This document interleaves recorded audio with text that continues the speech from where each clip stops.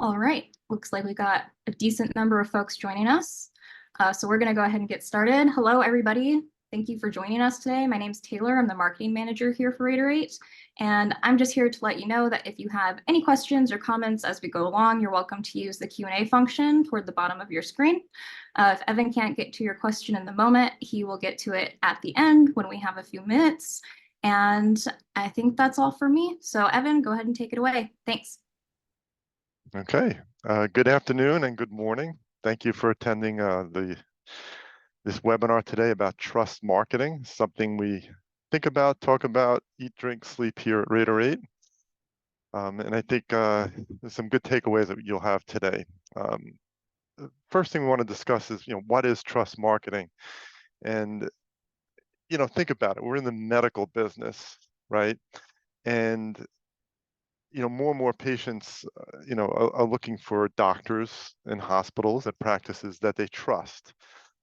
I think it's always been like that. When I was younger, and before the internet, and Google reviews, I would, ask my friends and family, like, I need a good doctor. My colleagues at work, who could I use, right? You get a list of doctors, my primary care physician, and then I call up and call 2 or 3 of those doctors, and basically whoever had the earliest or the best, most convenient appointment time, that's the time I booked. But what's happened now is, people are just relying on the internet to make decisions of where to purchase goods and services. A perfect example is I was driving, went over a curb, blew out 2 left tires, the front and back left tire. So I went online and where do I go? And I looked up tire service, ended up at a Mavis discount tire store, which had a 4.7 stars and hundreds of reviews. So I felt very comfortable because why? Because a lot of people who drive cars chose this place and recommended them to replace your tires. And when it comes to medicine, you're replacing body parts, right? Oftentimes, if we're an orthopedics practice, let's say you're getting a new knee, a new hip, and you're entrusting your doctor, in most other specialties, you're basically finding a doctor who's you're trusting your life with, right? These are big decisions. So I think trust marketing, much more important than selecting a place to replace your tires, is so important when selecting a doctor. And just a perfect example, I had to have oral surgery. I had this stage in my life, a wisdom tooth removed. This was within the last year, and I went to my dentist, and I don't know, I've never had oral surgery. So at checkout, they gave me 2 cards, right? Both cards had from 2 different practices in my area, oral surgery practices, and I'm looking at the cards, and I immediately went home, Googled both practices, and I picked the one with the highest reviews, right? And I read the reviews, and then I read each doctor and made sure they had good reviews, and it just felt really comfortable, right? I had a recommendation from my dentist. That was the first cut. The second cut was, what are other patients saying? And I'm not looking for 5 or 10, hundreds of reviews this practice had, and high star rating, 4.8 stars. So for me, it used to be I'd call up the 2 practices, the 2 oral surgery practices, and choose the time that was most convenient. Now it was, I don't care how inconvenient the time is for me. I'm going with the practice that has the highest reviews because I trust them, right? All these patients are saying these great things. That was the differentiating factor. So to me, trust marketing is doing whatever you can do to get your brand to be a trusted brand, other than just, splattering your logo and name on billboards or in print ads or TV ads. You know, and that's an important part of trust marketing. We all use IBM, right? And the old saying when I was younger was, no one ever got fired by hiring IBM. Great brand, right? IBM, or big name hospital or a big name practice that advertises in a local sports stadium, right? You build trust by just building the brand name, but now it goes deeper, right? It goes into online trust and what I could find online. So we can talk about that. We just talked mostly about high-level trust marketing, but also reputation SEO. We all have SEO on our websites. It's marketing 101. You have your content, you put in blogs, you have dynamic content, there's tags and keywords and backlinks. We all implement strategies for our website, but what about those same strategies that allows Google not only to promote your website, but promote your doctors in the Google listings? When a patient searches for best gastroenterologist or best orthopedic surgeon or best knee replacement surgeon near me, how do you get Google to light up their algorithms and promote your practice over your competitors? And that's different than SEO. That's reputation SEO. Doesn't involve your website as much, but more your online reputation and how much trust you build with your patients. I'll go over a quick real life success story, and then we'll have some Q&A at the end. Okay, I love these stats. So just keep in mind, the patient journey begins online. We look at these high percentages. So 90% of patients use online reviews to evaluate physicians. 80% trust online reviews as much as personal recommendations. 77% of patients use online reviews as a first step in finding a new doctor. This came from doctor.com. So they're a reputation management company. They're owned by Press Ganey. So you always want to take data from surveys from a vendor in the industry with a little grain of salt. But even if you cut these numbers in half, let's say 45% of patients use online reviews to evaluate physicians, and this was 40%, this was 36.5%, right? They're still impressive numbers, right? And we all know these numbers are relatively high. As the example I just gave, looking for a doctor based on the online reviews. So it used to be, company to consumer. IBM would advertise, create a brand, people would feel comfortable. They try to, there'd be some word of mouth, so that's some peer-to-peer, but now there's a lot more peer-to-peer. Not only is it word of mouth, but that word of mouth takes on a viral component, right? If I badmouth a practice to my friend, that friend's not going to go to their practice. But if I badmouth that practice online, a lot more people are going to see that. And same thing on a sterling, amazing, an amazing review. If I post it on Facebook, on social media, on Google, Health Grades Vitals, WebMD, it's basically, patients are in their self-publishing business. They're publishing feedback about your doctors and practice or hospital. They're publishing it themselves. So there's a lot more peer-to-peer branding and peer-to-peer trust that's being built today.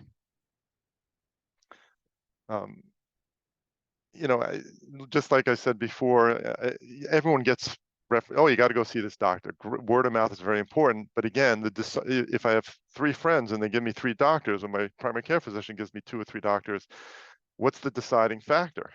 It's the online reviews, right? That wins the day, just like my oral surgeon. And even Google, they're going to prioritize listings that have more reviews, higher ratings, more comments, and actually more responses. So Google's going to prioritize all this patient feedback in their algorithms to promote your practice and doctors.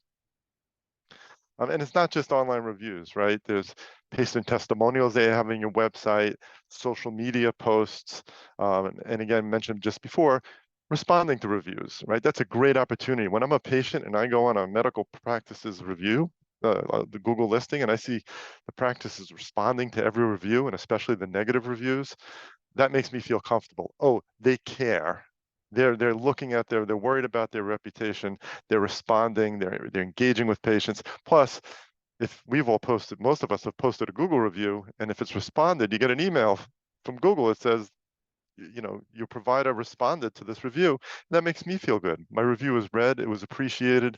And again, it just goes toward building that goodwill and makes me want to recommend that doctor or practice over others.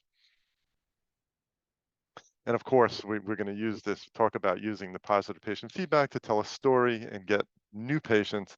And also the left off here in this blank white area is also retain your current patients. One story, there's a dermatologist in my area that I used for years. And this goes back years, I Googled them and I see they had like 3.6 stars, 22 reviews. And I Googled them to look up their phone number to make an appointment.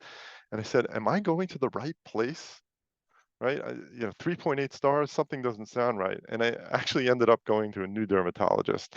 So negative feedback, positive feedback's great, but negative feedback could also work against you. It's bad for the brand. Would you post on the side of a road? I'm driving down the side of a road, ABC Dermatology, 3.8 stars, 28 reviews. You would never put that on a billboard.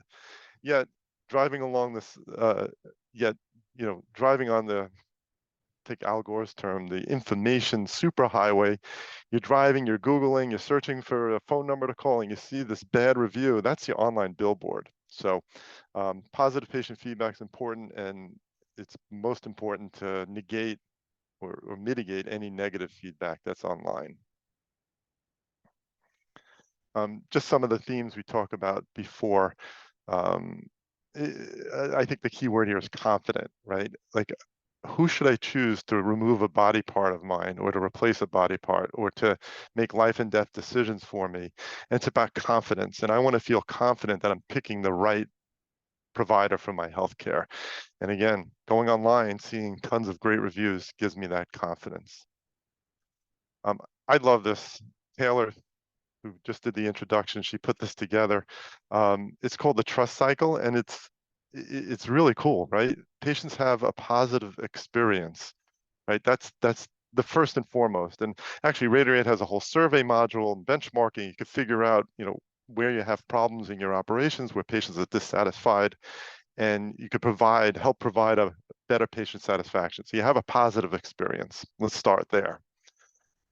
Then patients keep coming back. They recommend your services online, on Facebook, to their friends, word of mouth, right?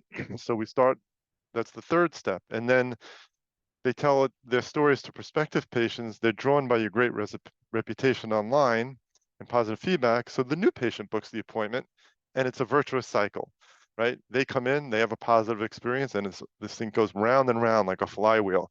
You provide great service, great word of mouth, and it just leads to more appointments and more happy patients telling their friends and family members to come back and to go and see your practice. So we call this the trust cycle, and it really starts with, if this doesn't happen, you can have all the marketing in the world, but all the great marketing in the world, but if patients don't have a positive experience, you just kind of lose. Old school marketing, word of mouth, is super powerful, and it starts with that great office visit. We have a lot of data on, the relationship between, or the correlation between, certain aspects of your practice, like operations, like check-in experience. So the higher the star rating, we've noticed, here's your NPS score, the higher the NPS score. There's a pretty good R-squared for those of you who are statistically inclined, the 0.6. So do a good job at check-in, have more. In the NPS, the question is, would you refer us to a friend or colleague, right? So more patients that have better check-in experiences will refer to a friend or colleague. Same thing with scheduling experience. The better scheduling experience, the higher recommend to a friend.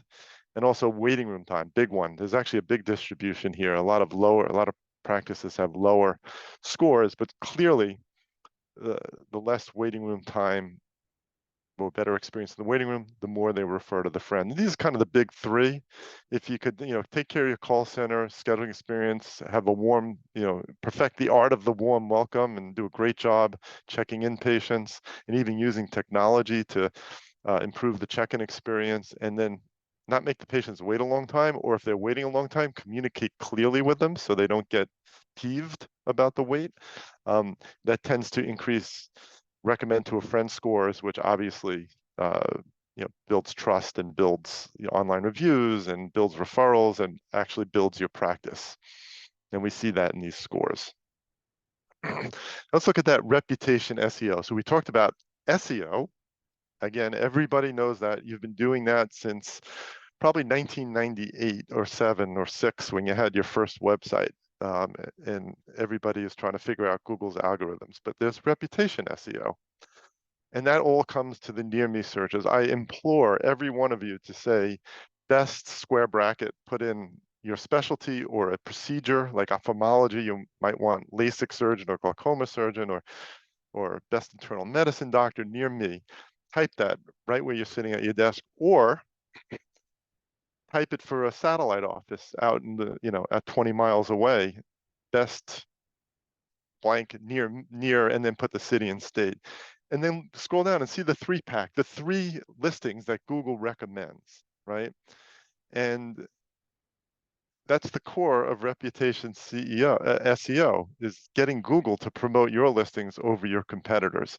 The best case scenario, which we'll show you later, is where all 3-pack, all 3 of Google's recommendations are your practice listings and your doctor. Like, that's the big win. Like, you have to click, there's 3 listings, you have to click more places, and then you click that and then you get other practices and doctors. But if you could dominate those 3-pack results, you're going to get a lot more new patients who are doing those near me searches.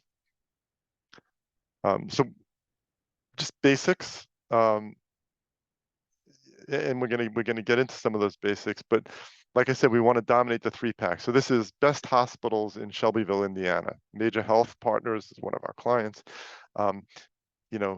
Their family medicine unit, their oncology unit, and the hospital listing, 1, 2, and 3. So they're dominating. And notice we said best, right? Best hospital. So Google says, oh, best. Let me look for listings that have lots of feedback and use the word best. So you can see here, Google scraped, like Google's Google, right? They crawled all 346 reviews, and so pulled this one out, best medical care I've experienced, right? And this is great when you do like best endoscopy doctor or knee replacement doctor. You put a knee replacement, you'll see, if you do that, you'll see Google will often put listings or promote listings that have lots of comments and that have the knee replacement match, keyword match. So the more reviews, the more chance a patient happens to say, this doctor did a great job replacing my knee, and Google's going to pick it up and refer you. It's like keywords, right? The more content you have in your, it's content. The more content you have in your listings, the more keyword matches, the more times you're going to be promoted. And Google's smart enough to know that best matches up with very good doctors, okay? And there are 4 R's that drive this, right? The number of reviews, 1,200. The ratings, 4.7, 4.8, 4.9 stars. Recency is important. You don't see it here, but when was the last review posted? If you have a stale review, that last review was posted 6 months ago, Google's going to be like, this is not fresh. Why? I'm not going to promote this to this listing because it's not a fresh listing. And same thing with responses. If you're not responding, Google's less excited about the listing. Google loves when businesses engage with their customers, or in our case, patients. So if you respond to reviews, you're more likely to show up in these searches. One other thing, it doesn't happen in all your searches, so I hope everyone's trying best hospitals or best whatever near me, but oftentimes when you click best, Google has this filter here. So they're only showing listings with 4 stars or higher. So if there's any listing anywhere in your enterprise that has less than 4 stars, you're never even going to show up in this search. Google's filtering them out. The patient actually has to click, and who's going to click and say, show me under 4-star ratings, right? So look at all your doctors, all your star ratings. If it's under 4, there's likely in a lot of markets, you're not even going to appear in the search because Google is just filtering them out by default. Good question. Someone just asked, what happens if you're paying for Google Ads? Do we still have to worry about reputation SEO? Yeah, is the short answer. I mean, think about it. Which is more valuable to you? You're searching online, you have an ad. It says paid ad. Someone's paying for an ad versus 1,200 reviews from patients, right? I'm going to trust the 1,200 patients who said great things about this practice than a paid ad. And this doesn't cost a lot to get. The cost of the 1,200 reviews doesn't cost a fraction of what these paid ads cost. So from a trust perspective, I trust organic patient reviews much more than I do over a paid ad.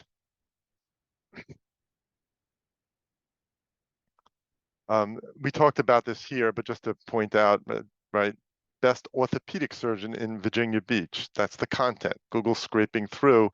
Great ortho surgeon, best orthopedic surgeon. These are patient comments. Again, hundreds of reviews, lots of matches to the, and again, the keys are subspecialties, endoscopies, knee replacements, a vasectomy, best vasectomy surgeon near me.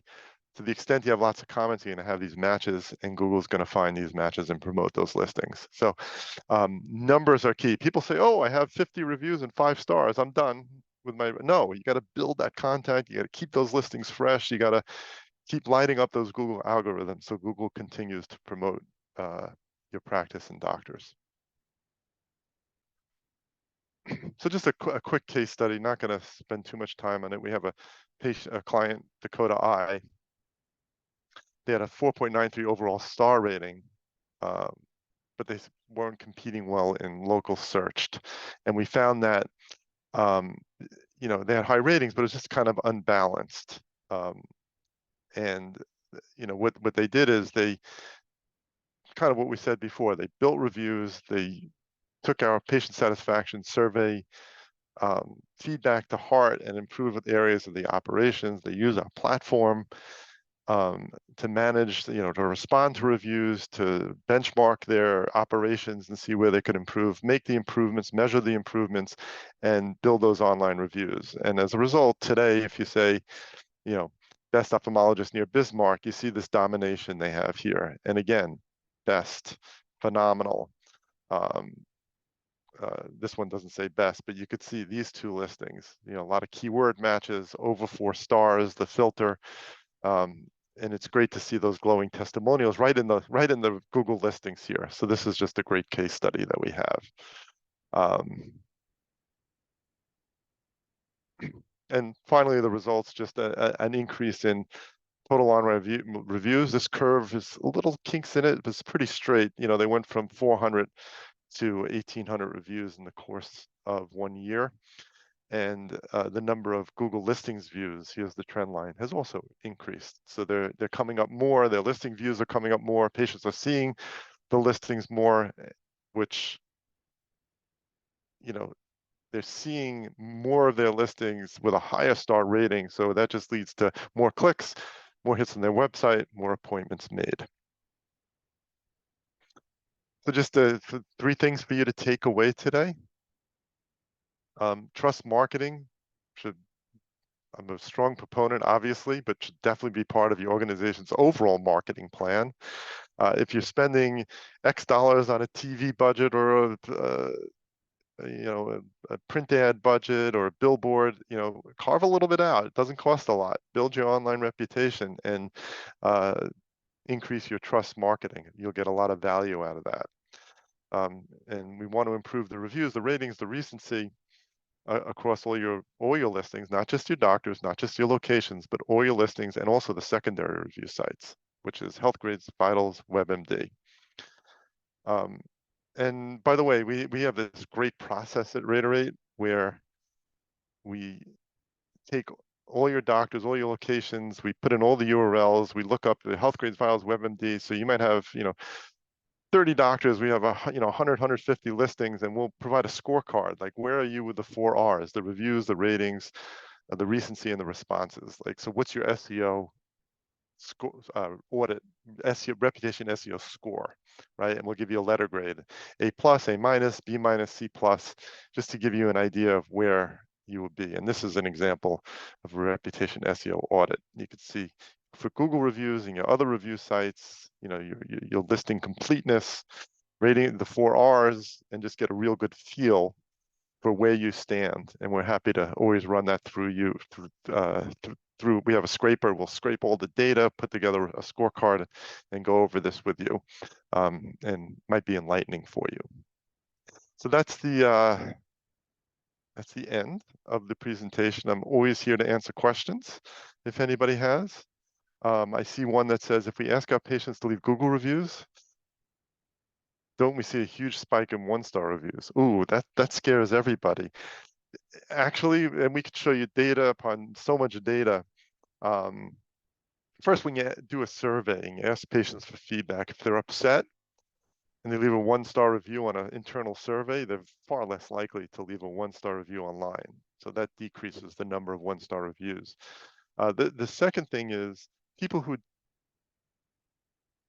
do one-star reviews are generally so peeved, I'll use the kind word, they're so peeved they're going to do it anyway, right? And there's not a lot you could do to stop that. So the best practice there is to make it as easy as possible, which our software does, make it easy as possible to post a 5-star review. And I'm a perfect example. I go to my doctor. I love my doctor. I come home, last thing on my mind is going to Google and posting a 5-star review. But if I have a very easy text or email, one click, and I'm in Google land and I could post that review, I'm going to post that review. So what we find is the number of 1-star reviews stays more or less the same, but the number of 5-star reviews, increases exponentially.